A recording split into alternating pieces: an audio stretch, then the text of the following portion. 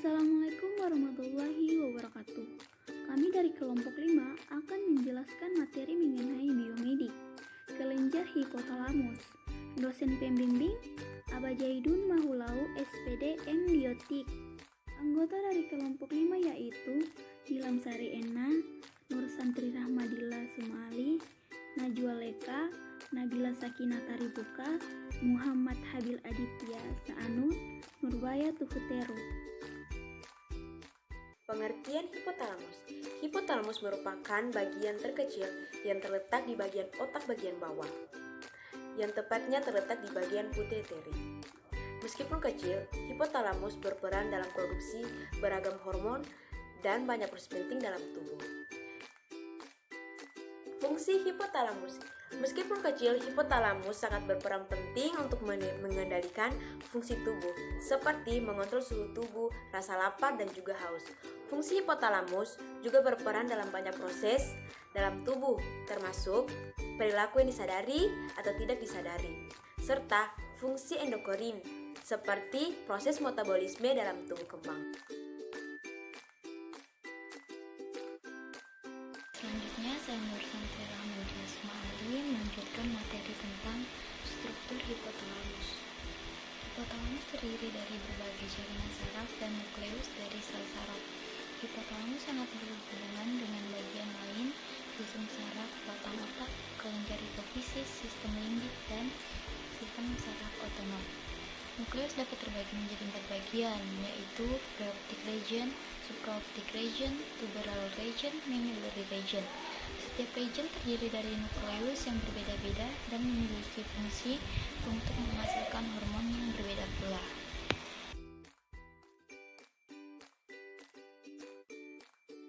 Bagian dan letak hipotalamus, bagian anterior depan. Bagian ini terletak pada bagian depan hipotalamus, terlibat dalam pelepasan berbagai hormon. Banyak dari hormon ini berinteraksi dengan kelenjar pituitari untuk memproduksi hormon-hormon lainnya.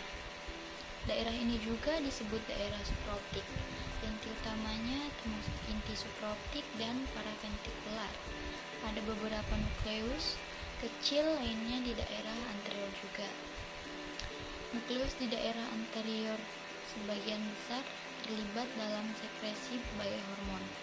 Banyak dari hormon ini berinteraksi dengan kelenjar pituitari terdekat untuk menghasilkan hormon tambahan. Daerah anterior hipotalamus juga fungsinya membantu mengatur suhu tubuh melalui keringat. Dia juga memelihara ritme sirkadian. Ini adalah perubahan fisik dan perilaku yang terjadi pada siklus harian. Misalnya, bangun di siang hari dan tidur di malam hari adalah ritme sirkadian yang terkait dengan ada atau tidak adanya cahaya. Selanjutnya, saya Najwa Leka akan menjelaskan tentang hormon yang diekspresikan oleh kelenjar hipotalamus. Yang pertama, hormon antidiuretik. Hormon ini berfungsi untuk mengatur keseimbangan cairan dalam tubuh manusia, termasuk volume darah. Kadar cairan yang terlalu sedikit maupun berlebih dapat membuat tubuh manusia menjadi lemah. 2. Hormon oksitosin.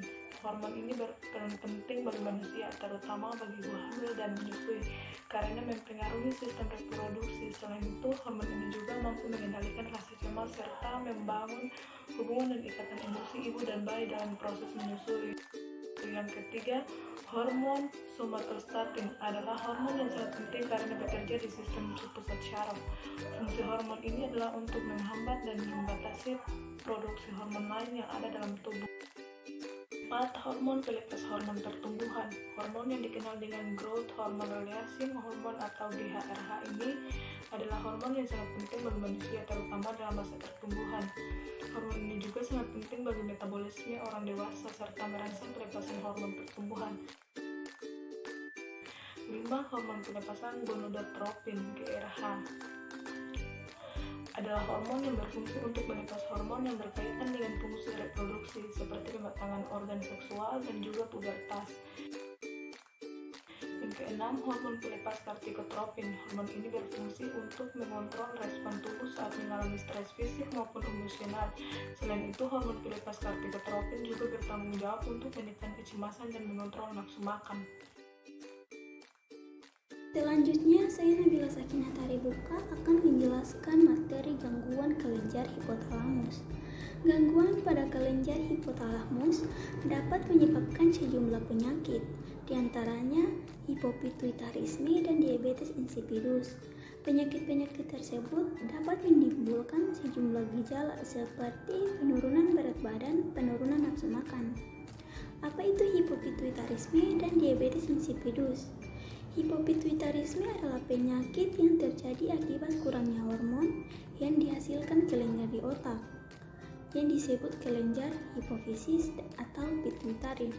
Kondisi ini bisa membuat berat badan menurun hingga kemandulan. Sedangkan diabetes insipidus adalah kondisi yang ditandai dengan selalu merasa haus dan sering buang air kecil dalam jumlah banyak, bahkan hingga 20 liter dalam sehari. Meski nama dan gejala utamanya mirip dengan diabetes mellitus, kedua kondisi ini sebenarnya sangat berbeda. Diabetes insipidus dan diabetes mellitus sama-sama menyebabkan gejala sering minum dan sering buang air kecil. Namun, tidak seperti diabetes mellitus, diabetes insipidus tidak terkait dengan kadar gula dalam darah. Proses munculnya kondisi ini juga tidak berkaitan dengan pola makan atau gaya hidup seperti diabetes mellitus pada umumnya. Diabetes insipidus ala dokter. Dibandingkan dengan diabetes mellitus, diabetes insipidus merupakan penyakit yang cukup jarang terjadi. Penyakit ini diperkirakan hanya terjadi pada 1 dari 25 orang. Selanjutnya saya Muhammad Tabil Acasanun akan menjelaskan penyebab dan gejala hipotiroidisme. Penyebab hipotiroidisme terjadi karena kelenjar pituitari tidak dapat menghasilkan hormon dalam jumlah yang cukup.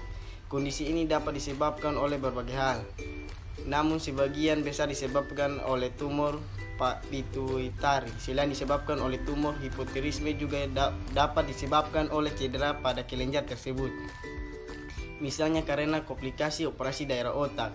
Ada beberapa penyebab lain hipotiroidisme selain tumor dan cedera, yaitu infeksi sekitar otak seperti meningitis atau malaria otak, peradangan kelenjar pituitari misalnya akibat granulomatous, hypolusitis, dan sarkoidosis.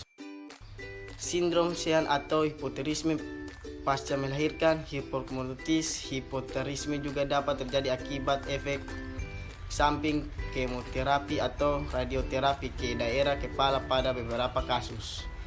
Hipotiroidisme tidak dapat diketahui penyebab pastinya.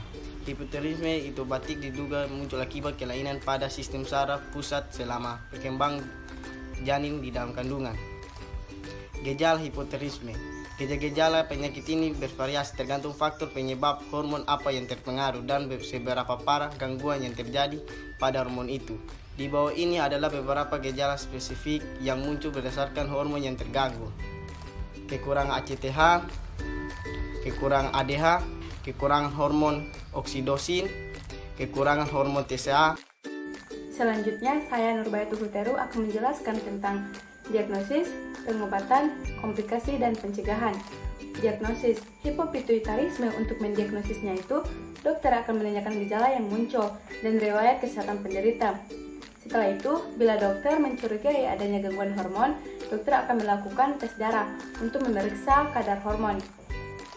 Bila kadar hormon menurun, dokter akan melakukan pemeriksaan lanjutan seperti MRI atau CT scan untuk membantu dokter dalam memastikan penyebab turunnya hormon yang dihasilkan oleh kelenjar pituitari. Untuk pengobatan hipopituitarisme ini ada beberapa jenis pengobatan yang dapat dilakukan untuk menanganinya. Pengobatan pertama adalah dengan obat-obatan yang diresepkan oleh dokter. Obat-obatan ini berfungsi sebagai pengganti hormon yang tidak bisa diproduksi dengan baik oleh kelenjar. Ada beberapa jenis obat yang digunakan untuk terapi pengganti hormon pituitari, yaitu yang pertama ada obat levothyroxine untuk mengganti hormon tiroid yang kurang akibat kurangnya produksi hormon TSH. Ada juga somatropin serta kortikosteroid.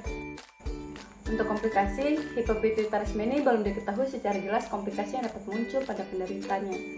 Namun, beberapa penyakit berikut diduga dapat muncul pada penderita hipopituitarisme. Yang pertama, yaitu gangguan penglihatan. Kedua adalah penyakit infeksi. Ketiga adalah penyakit jantung. Dan keempat adalah koma myxedema. Pencegahan. Hipopituitaris pada dasarnya tidak bisa dicegah. Meski begitu, pemeriksaan kehamilan rutin diketahui dapat mencegah sindrom Seyhan.